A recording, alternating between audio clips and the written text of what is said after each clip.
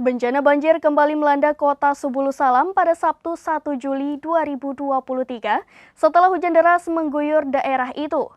Banjir besar tersebut turut merendam jalan nasional hingga menyebabkan arus lalu lintas terganggu.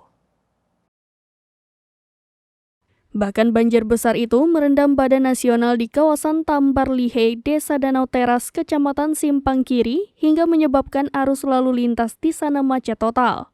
Informasi yang diterima serambinews.com, air mulai terlihat naik pada pukul 22 waktu Indonesia Barat malam hingga pagi menjelang.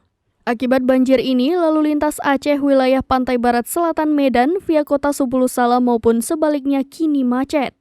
Banjir yang merendam badan jalan nasional terjadi di 2 titik meluap akibat hujan yang melanda sejak malam. Sejumlah kendaraan dari berbagai jenis dilaporkan mulai terjebak banjir yang merendam jalan nasional kawasan Tambar Lihai, Desa Danau Teras, Kecamatan Simpang Kiri, Kota Subulu Salam hingga saat ini.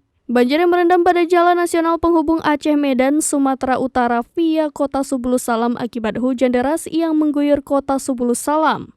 Genangan banjir dilaporkan masih tinggi, namun mulai pukul 8 waktu Indonesia Barat sejumlah kendaraan dapat melintas.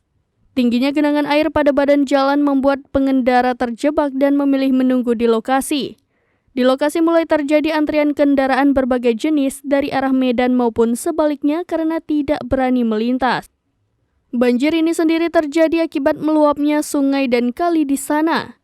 Selanjutnya, dalam hitungan menit, banjir terus meninggi dan menenggelamkan ratusan meter badan jalan daerah itu.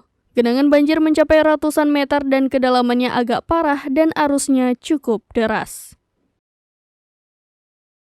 Demikian informasi terkini Syedara Lon. Saksikan terus berita lainnya di kanal YouTube Serambi News, website dan Facebook serambinews.com.